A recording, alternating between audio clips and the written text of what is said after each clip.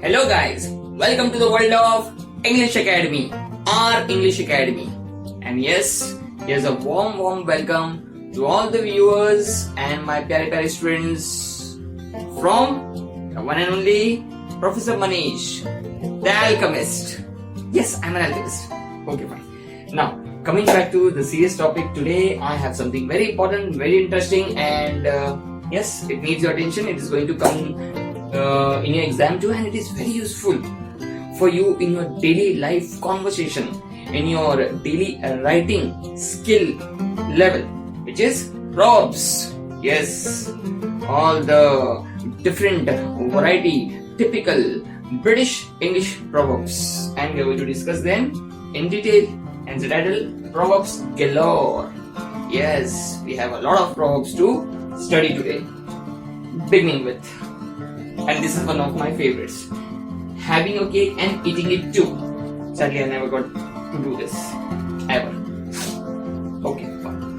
But what does it mean? It means, and please pay attention carefully, all the students, it means always taking the entire credit for some work done by you and your team. Yes, which means in a single word, you're being selfish.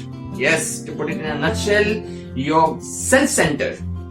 You're not giving any credit to anyone when the entire work was done with the association, with the assistance of other team members. But no, you're too self-focused. You're claiming that the work was done entirely by you.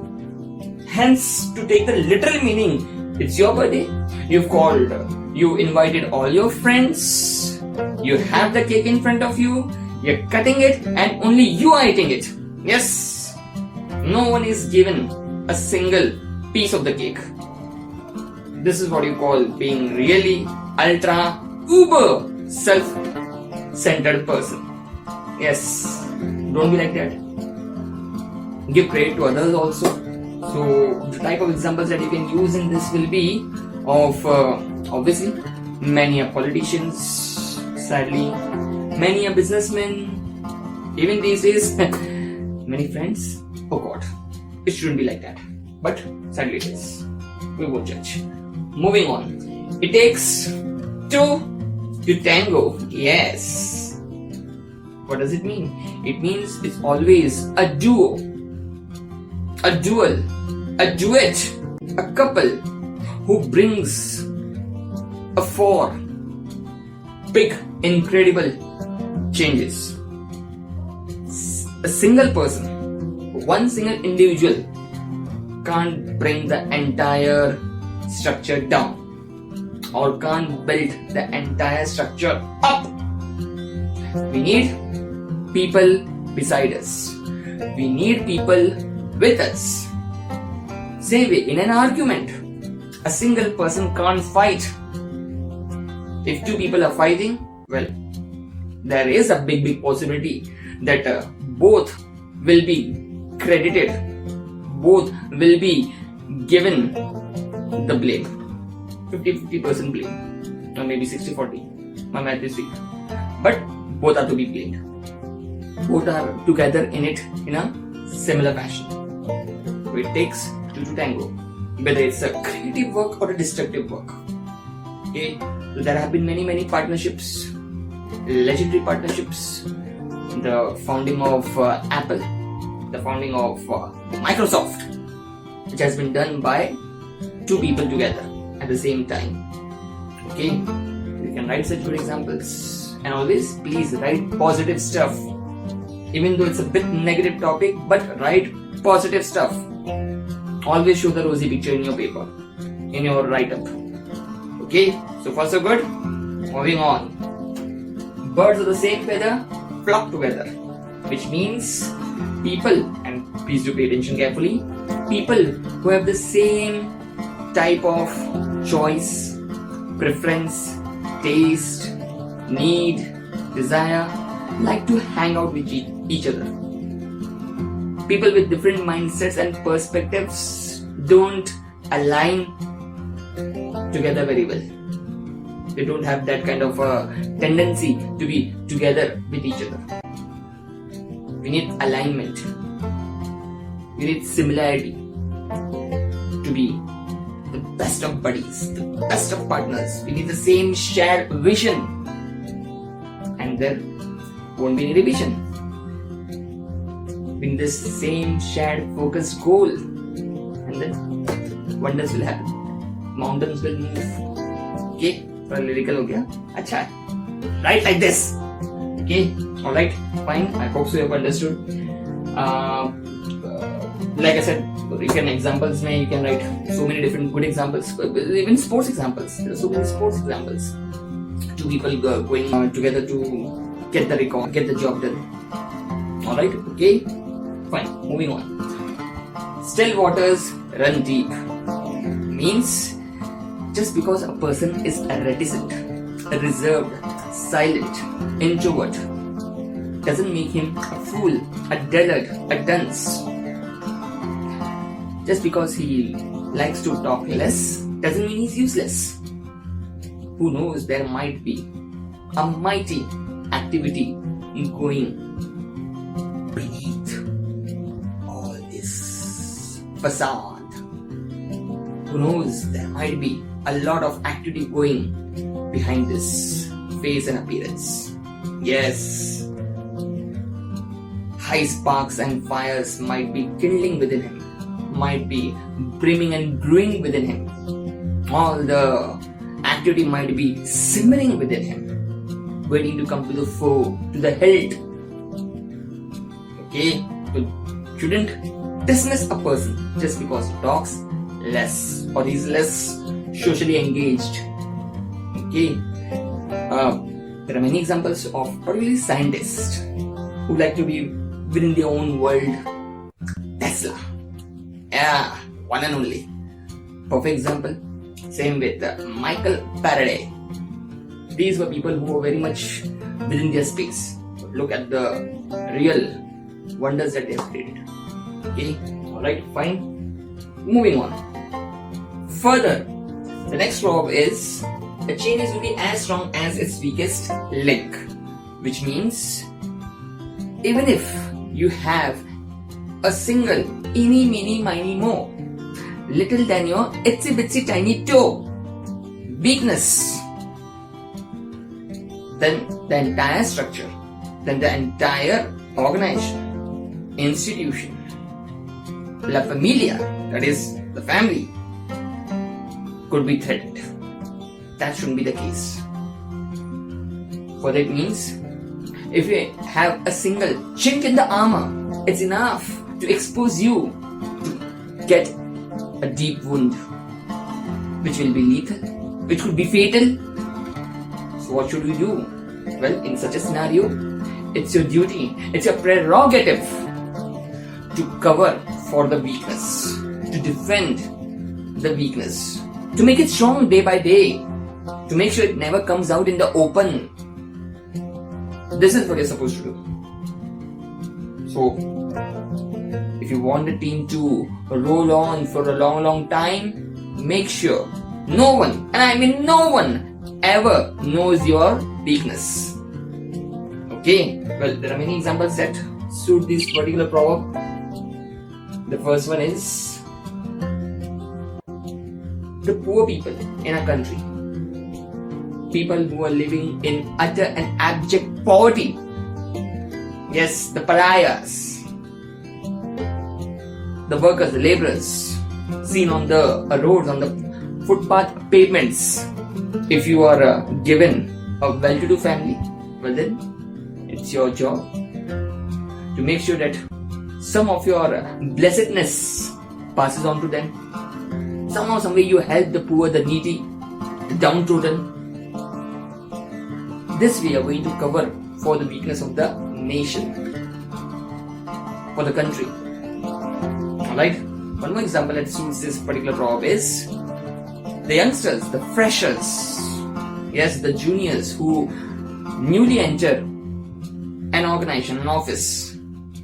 They're treated as the rookies, people who have zero experience.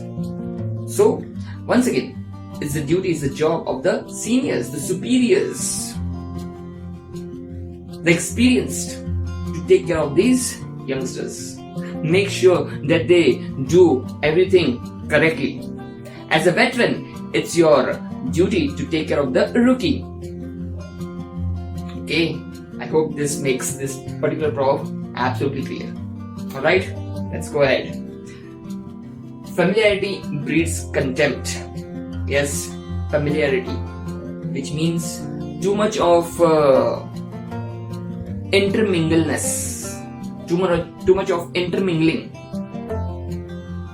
Yes, at times, somehow, some way, we get very close to our friends, our acquaintances, our loved ones, people whom we know. It's all well and good, but this coming togetherness shouldn't be a lot. It shouldn't take your daily time and effort. It should be contained and controlled. Because if you talk to each other on a daily basis, face to face, for long hours, well, one fine day you're going to take each other for granted. You'll think like, the other person is always available. He's at my beck and call. That shouldn't be the case. You should always maintain some distance. Yes, social distancing yahan par bhi. Give some space to the other person.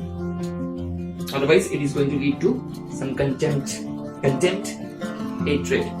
Yes, too much of hanging out with each other, slowly and steadily but surely, sows the seed of discontent, which then spreads the roots of enmity, and ultimately it grows into, it germinates into a tree of hatred, discord. Don't let that happen to your wonderful relations. Okay? Always keep space, make space. Okay, fine. Understood? Okay.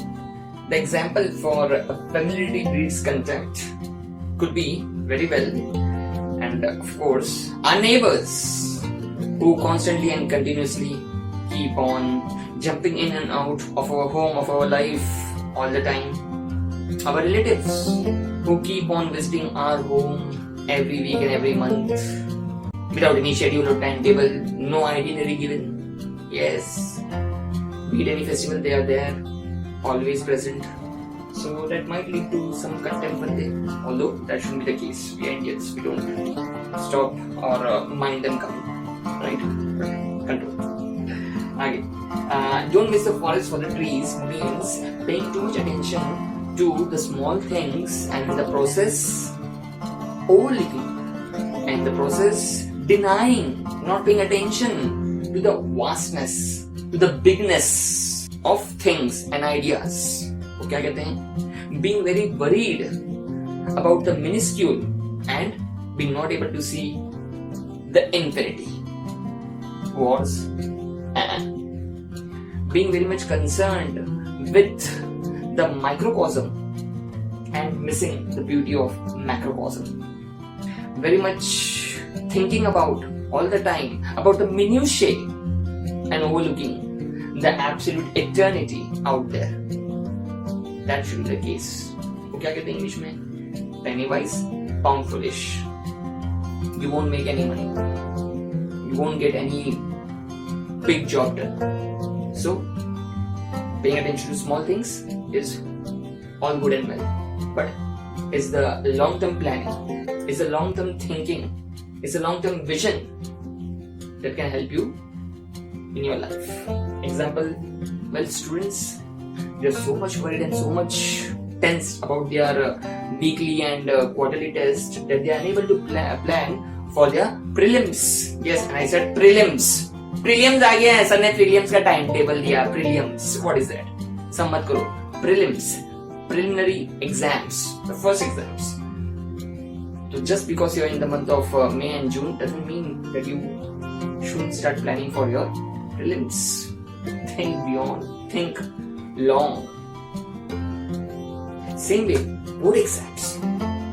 Since you're in a board year, just because you got your much imagined and much dreamed rank throughout the year doesn't put you in good stead with your board exam if you're not planning for it, if you're not thinking for it.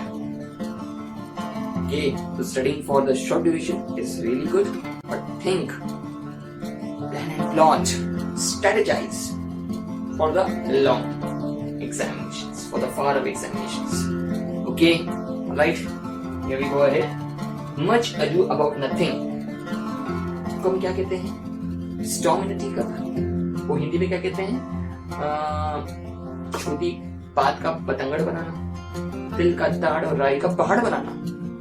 Yes, there are many people who always like to make stories, suggestions out of thin air. Gossip mongers who always like to fill people's ears with the wax and honey of lies. That shouldn't be the case, but it is. People like to over-exaggerate, hyperbole things, which in turn makes others get worried sick. They get very tensed and anxious, and ultimately when everything is done and dusted, well, there was nothing to worry about. That's the state of affairs of people's lives these days. That shouldn't be the case, right? And the best example for this is media, who always like to sensationalize everything, sunsunny, who always like to make a drama, a theatre out of everything. Each and every second of their channel is breaking news. The day when they won't have a breaking news, that will be a breaking news. Might be. The next is, once again, all the people who are idle, nothing to do. They always like to spread false ideas about others. Yes, they like to build up, cook up harmful stories, which has no logic and no sense in them. Not a single iota of truth in them. But this is what people do in their spare time. Mostly in our building and society. Okay, fine. Now guys, the ninth one, discretion is better part of valor. And there is another name for this proverb. Angels, yes, angels fear to tread, means walk. Angels fear to tread where fools rush in. What does this mean is, well, you cannot do any work without planning or plotting. And if you do so, well, then you're a fool. You're going to hurt and harm others. You're going to help anyone. Valor means bravery. Well, once again, being brave is all well and good, but you shouldn't be a foolhardy. You shouldn't be a person who just simply jumps into the fray without thinking about it, without always paying any attention to it. If you do so, that's absurd. That's weird. And well, the proper meaning of the word discretion is to divide. To divide things into small parts, particularly two parts, the pros and the cons. So always, before you initiate, before you commence anything, before you begin something, always think about the pros and the cons, the benefits and the disbenefits, that is the loss, the advantages and disadvantages. Yes, the boon that you can get and the pain that you're going to suffer. Okay, think before you leap. Yes, in fact, think twice before you take a big jump, a big lunge. Alright, the perfect example that suits this proverb is our military. Just imagine if they are led into a territory without knowing about it, without planning about it, without having any study about it. They might just simply get led into an ambush, a trap set for them. If their team leader, if their commando isn't planning properly, although soldiers are brave, but they might just simply get surrounded by enemies. That should never happen. Also, this example, this proverb suits another example, which is of entrepreneurs. And yes, I pronounce entrepreneurs, businessmen. particularly those businessmen who wants to get into the world of startup. Yes, the startup community. But if you're going to enter this new venture without any planning, that will be a bad adventure. So plot into detail exactly how you're going to go about it. Get all your references correct.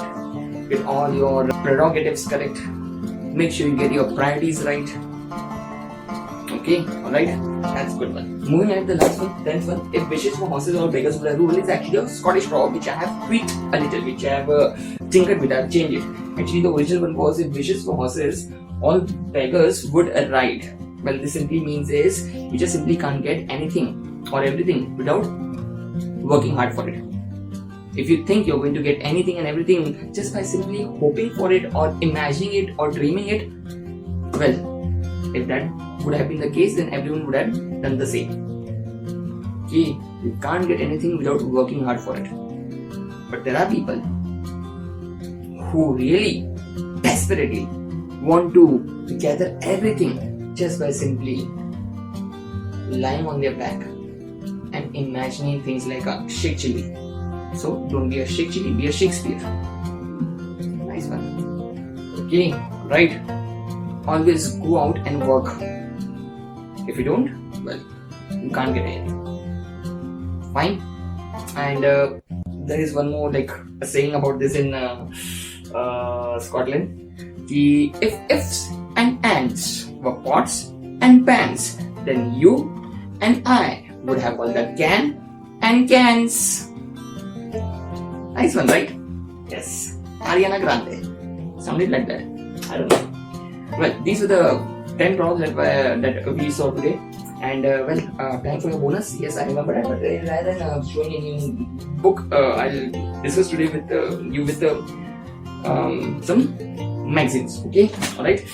The first magazine is Forbes. I love Forbes. Forbes India, and this one issue is from previous year about Virat Kohli when he started his new venture business with the Puma company. Power of 1/8. Yes, 1/8. Okay, 18. And Forbes magazine is a magazine that shows all about Indian business fraternity, about Indian business community, all the startups and all the tie-ups, all the mergers and acquisitions, all the business ups and downs is discussed in this magazine. Particularly for commerce students, it's a gold mine. Okay, do buy this magazine to read it. Okay, alright. Another one is for all the CS students who want to appear for the IAS, IPS, IFS exams, competitive exams, who want to appear for banking exams, law exams, and all such difficult exams. Frontline is a news magazine, and this magazine covers all the detailed articles about news stories all across India and foreign countries, and is published by the Hindu newspaper publication, and it's amazing magazine. So please, Frontline, remember the name, and whenever you come across it, please do buy it. And the last one is The Economist, world's best magazine, obviously from America, and this one slim trim magazine is just plush with information, details, statistics, and fluent English. Amazing, mind-blowing English. And the topics covered, the breadth of information, the depth of ideas is just beyond terrific. Okay, so Economist. Fine. So these are the things that we discussed today, and see you guys later on. Pakka? Alright.